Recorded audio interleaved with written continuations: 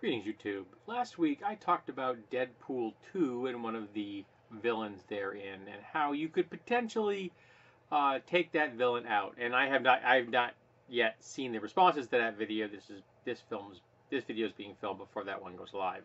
I'm hoping you've got folks came up with some good ideas.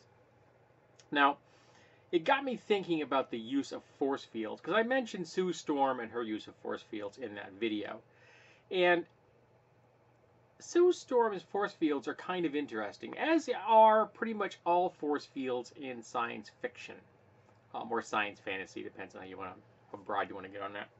And they both suffer and benefit from the concept of the narrative voice. The force fields do exactly what the writer needs them to do. And it doesn't matter if it makes any sense, it doesn't matter if it's consistent, so long as the device in question, the force field, is doing what that narrator needs to do in that scene, the narrator is happy. Air moves in and out of the force field without a problem, because people can breathe inside of it, until it blocking some kind of gaseous force is required that it does. You can talk through it and hear through it until blocking some kind of sonic ability shows up, and then it blocks that. So it's really inconsistent, and I despise that kind of inconsistency. So I started thinking about how you could use force fields in a super setting or just in a science fiction setting, and have them be more scientific, if you will. Have them be more responsive and more consistent. So I'm going to discuss here. You can join in. I guess that's the we there. That the force field I'm discussing here is a reactive force field. And what do I mean by that? I mean that the force field does what the user needs it to do in that moment, but there are consequences. And herein is the difference between what I am putting forward and the narrative force that normally controls the plasticity and inconsistency of force fields. So say you're inside a force field and that I'm discussing, whether it's a science fiction gadget or a psychic power or magic or superpower is probably the easiest way to look at this. You're inside one of these things or behind one of these things. I'm imagining you could change the shape.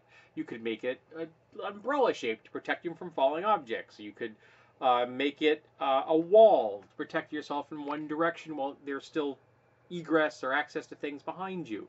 You could make a cylinder. You could make a complete hemisphere or a sphere, or maybe even create an actual shield in the event that you would like to use your force field in combat, say if you're more of a get in their face kind of a hero. I kind of think like the idea of someone that can make a force field could not only make the force field in many different shapes, maybe buy them as different powers, who knows, but could also make a weapon made out of force, so that they could then be both offensive and defensive. I'm kind of stealing that idea from the Soul Knife from 3.5 D&D and Pathfinder. I think the Pathfinder version is superior. So you could like have this blade coming out of your hand that you can slash with and stab with, and maybe even like fire it for range attacks, that kind of thing.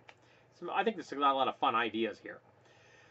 So regardless of the shape of your shield, if someone fires an infrared laser at you, the force field would instantaneously become opaque to infrared radiation, preventing the laser excuse me, preventing the laser from harming you.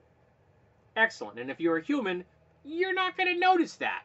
You can't see infrared.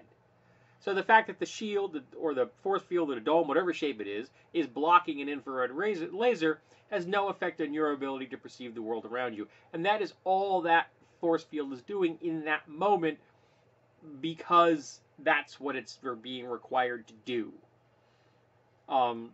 If someone attacks it physically, it now suddenly becomes hard and prevents kinetic energy from going through. And maybe there's a feedback.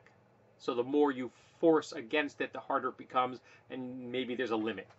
You know, it can only go so far, then you can breach it by doing more harm than the field can support it, can defend. kind of stealing that idea from damage resistance in D&D and Pathfinder, wherein you have, say, a damage resistance 10, and then it says cold steel. So it'll give you 10 points of defense unless you're using a cold steel weapon, and that passes right through. But if you do 11 points of damage, that extra point will get through, regardless of what you're using. So sorry, I got an itchy nose. So the damage resistance provides you with some protection, but it's not ultimate. So maybe the force field works that way. You can overcome it, and of course, the more powerful, the more points you've spent on your force field in a Supers game, the better it is.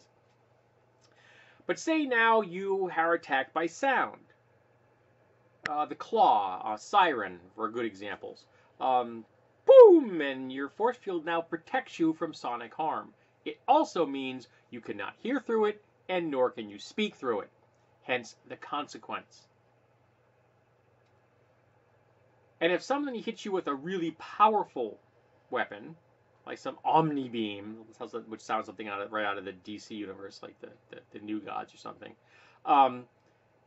then the force field would go completely mirror. And you would not be able to see or hear or anything. You would be inside a mirrored object if it was a hemisphere or a sphere. And the only way you're going to be able to figure out what's going on is to turn your force field off, which could be problematic and dangerous. You're going to be really hoping in that moment that you have a team member outside the force field who has telepathy, who can tell you, hey, Bob, it's okay to come out. Otherwise, it's a gamble.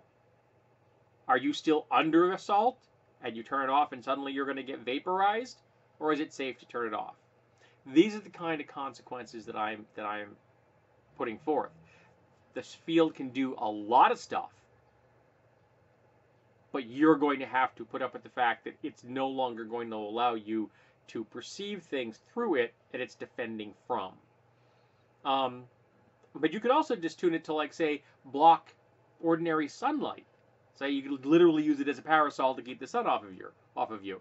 And then it's a mirror, but it's a mirror that you have intentionally turned on to keep you in the shade, for example. Obviously, you probably don't want a sphere or a hemisphere for that because you wouldn't be able to walk around very easily, but you could use a parasol kind of concept. Also, keep you out of the rain. So I think having a reactive dynamic force field like that has consequences to its use makes it more consistent and still makes it interesting. Yeah, the force field can protect you from a leak of chlorine gas, but suddenly it is no longer permeable to the gaseous atmosphere. You only got the air that's inside that container, that force field, which could be problematic very shortly. You're going to need to find a way to get out of there, or if you're stuck stationary, hope it dissipates before you have to turn the field off to get air. And you don't want to be doing that underwater either for the same reason.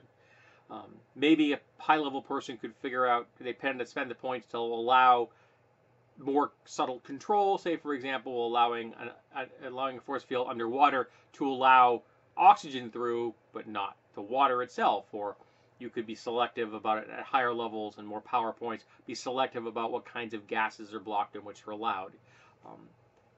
Again, that would be an upper, more powerful campaign kind of a concept where gas attacks may not be all that of a threat anyway, so having a way out is more color than anything.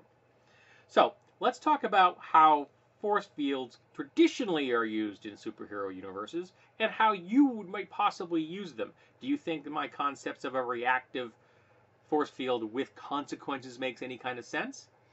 Let's talk about comic books and force fields.